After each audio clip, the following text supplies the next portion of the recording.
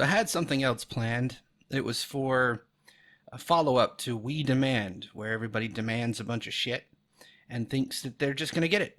And it was following something that I saw from Lawrence Krauss, which I found ironic and interesting at the same time because he's a part of the SJW Brigade.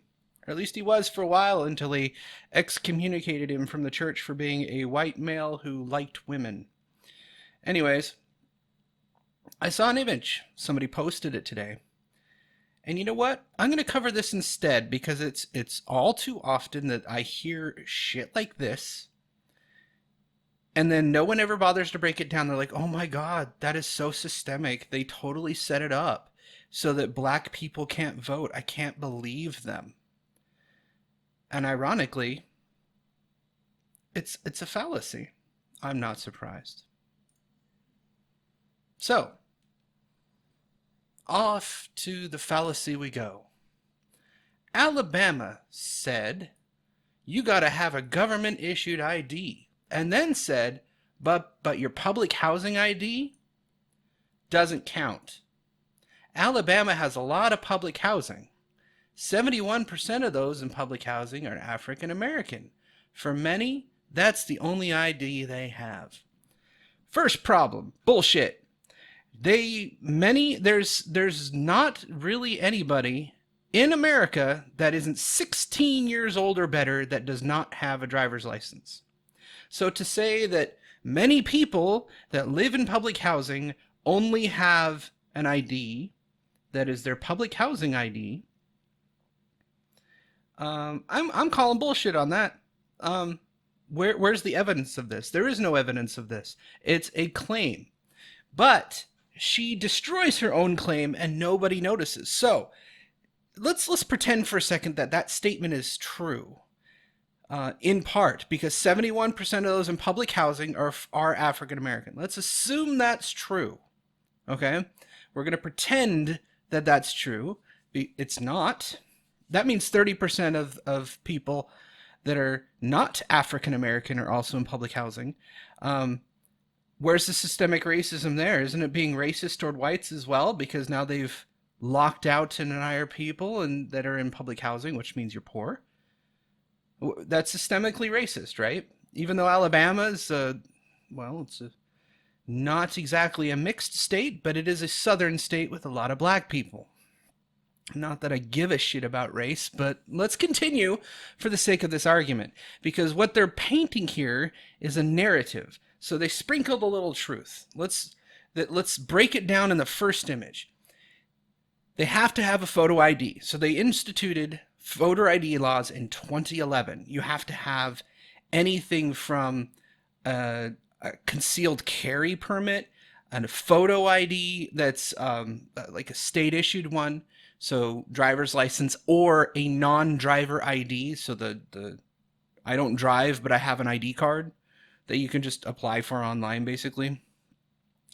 The other ones that were on there were military, a government ID, and your green card and your passport. If you have any of those things, they count. So they had a list of 10 things. When I looked up the voter ID law in Alabama, they had 10 different IDs that you could use. She is trying to claim the only ID that these people have, 71%, for many. So it's a generalized statement at this point. She's saying for many. How many? That's what I want to know. Where is this claim that all these people don't have a driver's license? I find that hard to believe. I've only met 2 people in my life that didn't have a driver's license. Both of them were under the age of 21. Both of them. One was my son because he waited until the last minute, and the other one was my nephew because he just didn't see the need and he was kind of afraid of cars, so I'd rather him not drive anyways. So, continuing on. First, she claims they needed government ID. True statement. Then she says your public housing ID doesn't count. That is also true. Then she claims, and this is where the narrative starts to go, that 71% of people are African American in public housing, and that's the only ID they have. That right there is painting the narrative. It may or may not be true. We have no way of knowing. We're taking her word for it. I'm willing to bet that's not true. But let's go to the second one, because it's even more egregious. So she's painting the image that the voter ID laws are racist. That's the point of this claim, that the voter ID laws that were instituted in 2011 when the Republicans took over Alabama are indeed racist because reasons. Well, then Alabama shut down the DMV in the Black Belt counties. So now people have to go 50 miles to get the driver's license, but if you don't drive, how are you going to go 50 miles? And you don't have public transportation. Black Belt counties. And anyone that does not live in Alabama, do you know what that is? It's rural areas. So anybody in your state, think of a rural city. Someplace just outside of the main cities. I'll give you Houston for an example. Why not? Because I'm in Houston. That'll work. And Houston's fucking gigantic. It takes an hour to get on the other side. And it takes 45 minutes to an hour in traffic to get downtown. I live in a rural area. We have no buses. Zero. There is no public transportation. The closest DMV is almost an hour. Well, it's 45 minutes to an hour away. Approximately. There is public transportation to get me both downtown and to the DMV, if I choose to use it. It's the commuter bus that runs every 15 minutes or so. So if you're in a rural area, they may or may not have a commuter bus that takes you to your major city. If you're really out in the freaking sticks, she's trying to say that these people don't have friends. They can't take them to the DMV to go get a license, claiming that they don't have a license in the first place. If you're in a rural area, what person out there does not have a driver's license? Hell, rural area people usually have a higher class license so they can operate farming equipment. You know, like tractors and the like. Some of the bigger equipment, I don't even know the equipment, to be honest. All I know is a tractor. I met a kid back in high school that bragged about he could drive a tractor because I drove a Camaro. I was like, good on you, buddy. I can't do that. That's pretty cool.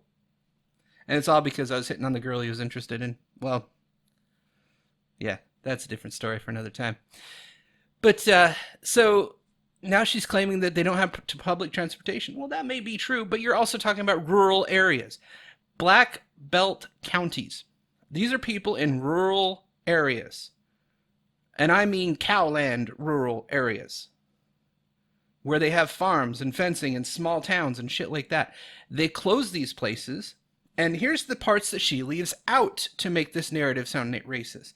They close those places because of mismanagement of budget. They did not have the money to keep those places open. Why? A, they're only open part-time. They weren't full-time DMVs like you and I would know.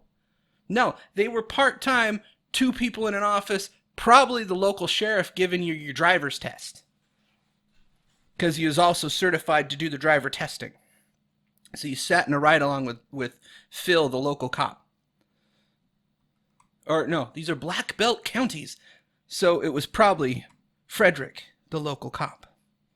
Because he's probably black if he's in a homogenous society like she's saying, all these rural people up in Alabama living out in the sticks, not having a driver's license. Bullshit. Have you ever met anybody that didn't have a driver's license? Beyond the, I mentioned my 2 younger ones that I know of. But for hell's sake, they're still kids. I'm talking 30s, 40s, 50s, 60s. Name one person in that age that don't have a license no more. Beyond it being taken away. I mean, there's situations. You might know one person in that lot, but that's it, don't you? You don't know anybody else in that lot. Not only that, the claim that the DMV was shut down on purpose She just says the DMV was shut down. That was it. No context whatsoever. So the narrative has now been played that they closed the DMV. She doesn't give context. She doesn't give reason. Just that this happened. Tim Pool likes to point that the media does a narrative, as he calls it. They twist the narrative, only giving you relevant facts that fit their view. It is actually called the narrative fallacy. I don't know if he knows what this is or not, but essentially you only give enough truth to paint the picture you want people to have in their head. That's it. So it is true they shut down the DMV. What she left out was they didn't have enough money to keep the goddamn things open. They were rural, they were part-time, and they couldn't even afford the staff. Why? Well, to give you an idea, they were happy to get the contract to open up a nuclear waste storage facility because it would bring jobs. If that gives you any idea of how Alabama is suffering. They got nothing there. There's no new industry.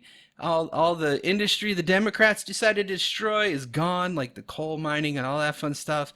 Farming is down. All that shit. Nobody wants to farm. There's nothing. They got nothing. They got no budget, basically. They're kind of screwed. They got the university, got, a couple major cities with some I guess localized businesses, if you will, but you don't see Amazon setting up shop in the middle of Alabama, downtown area. You probably have 50,000 Walmarts like everyone else, but come on. Seriously? What kind of world does she live in? Where she only gives you partial facts and leaves out the rest of the information. And she does this on purpose. This is to paint the narrative, to give you guys the idea that this is a system that's inherently racist against black people. So on to the next one, because obviously I've already covered public transportation in rural areas. You might have a commuter bus. That's about all you're going to have is that commuter bus. Maybe. If not, I bet you the rest of the goddamn town you live in has a goddamn driver's license. And small towns, everybody knows everybody. So claiming that you can't find a friend to drive your ass in to get a driver's license so you can get your shit taken care of? Bullshit. That is a day-to-day human thing. Hell, I've taken people in when I lived in a rural city to go get their stuff taken care of. Drove downtown, we sat down, had lunch, that type of thing.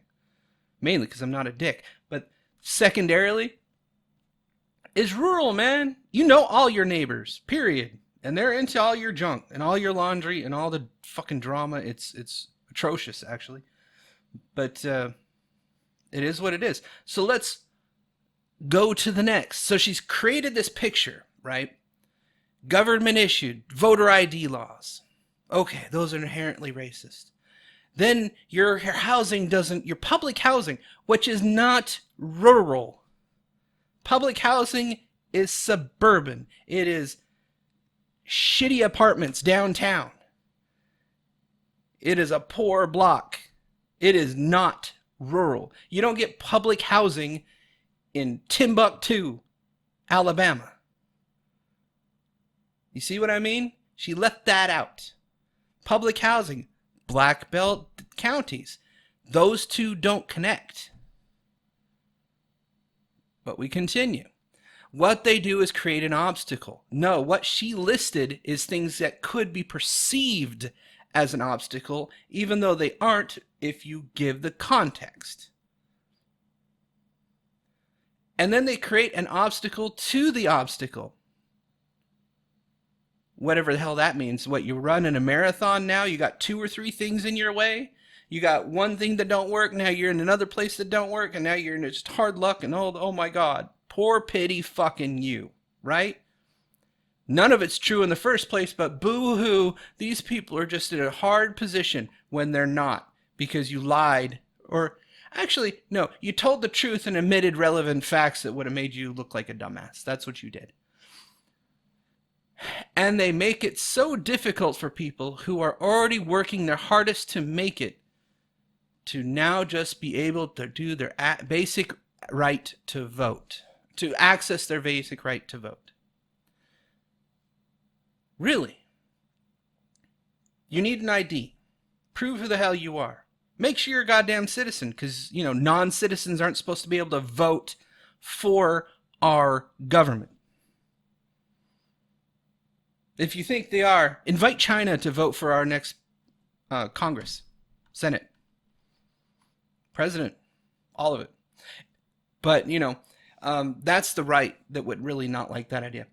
For you dumb shits on the left, let's have Russia participate in our elections. Not this Russian hacking, bot tracking, I placed $1 million worth of Facebook ads to make everybody fucking insane. No, not that shit. No, I mean Russian citizens voting in our elections.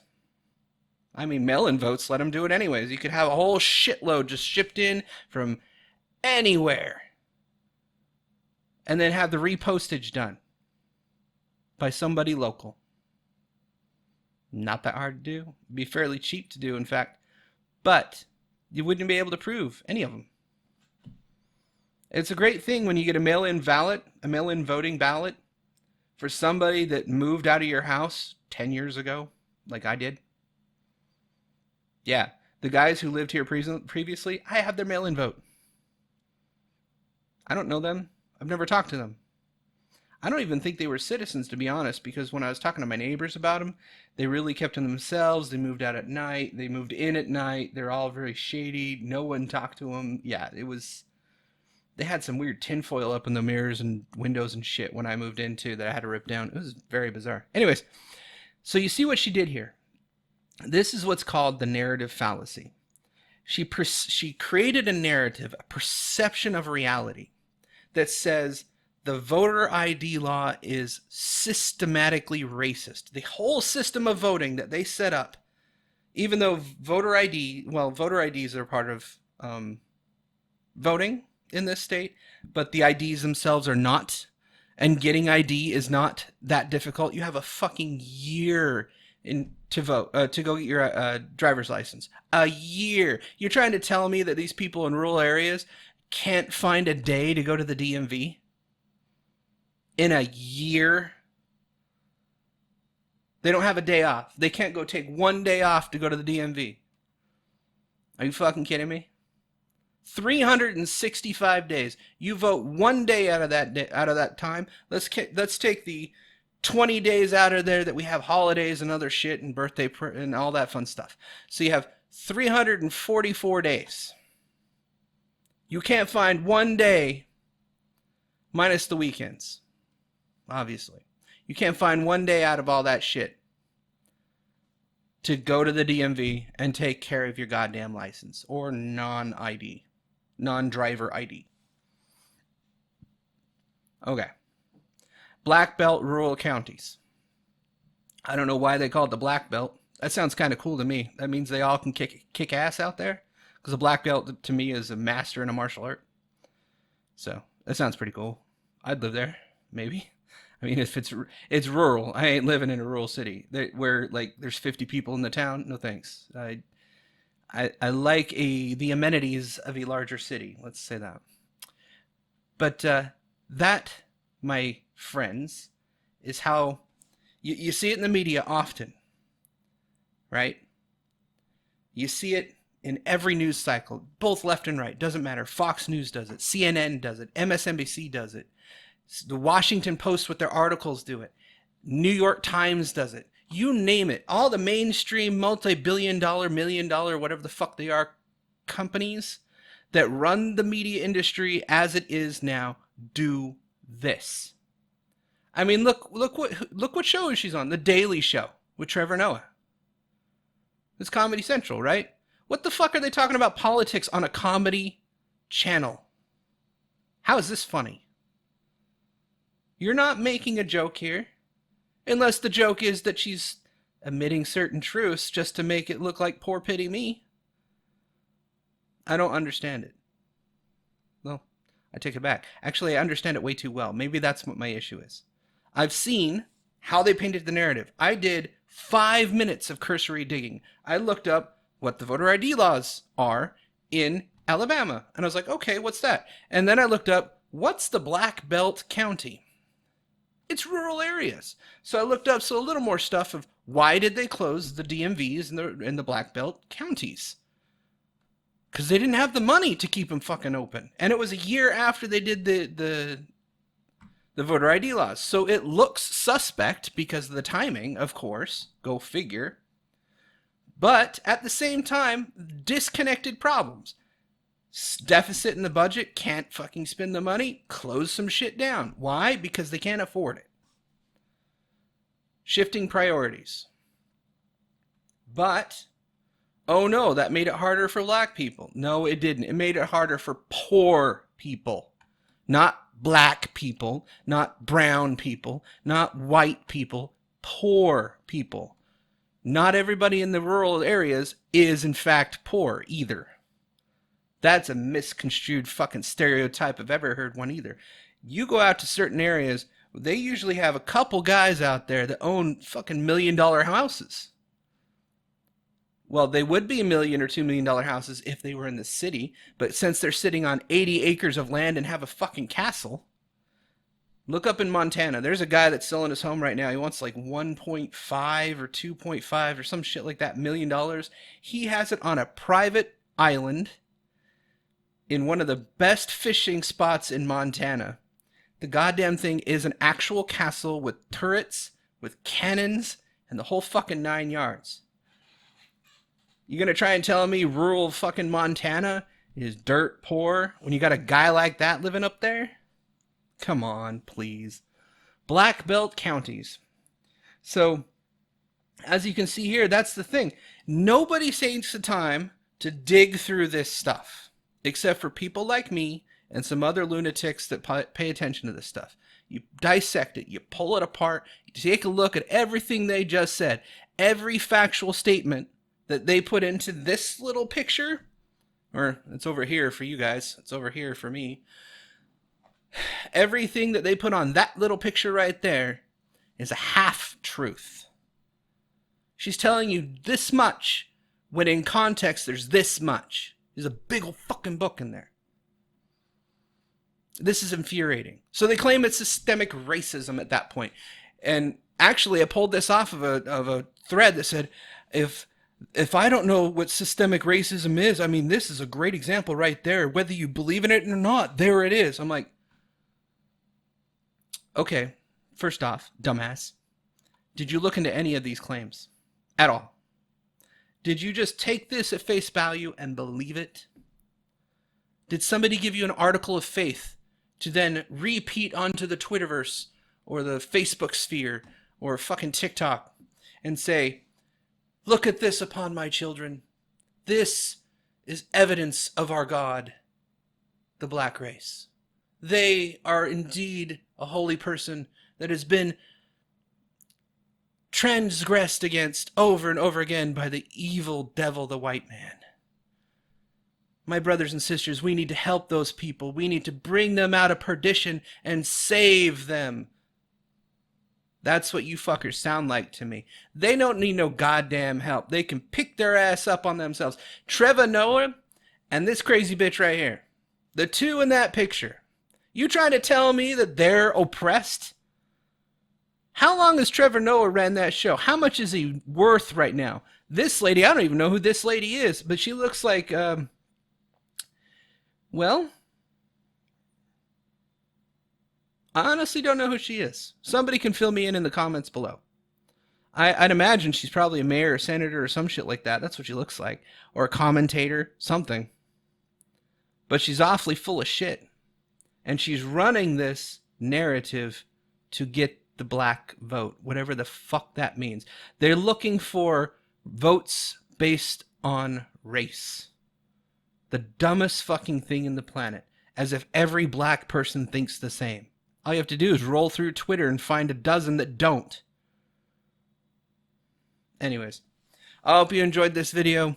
I dissected this very well, I think. If you'd like to pass my video around or any of the other ones and share and subscribe and all that fun stuff, thanks for everybody that's been trotting over here thanks to Bering. I fully appreciate that. Bering's been a good friend, and unfortunately, I don't do enough effort in here to post every goddamn day like some people have, and I try not to piss people off. So I can't exactly find myself in a sticky situation. Everybody goes, "Ooh, who's that?" And I get all the attention, and then I build that way. No, I'd rather build on merit. I think that's more important. So thank you. I'll see you next time. How dare you challenge me with your so-called kung fu? You don't have a chance.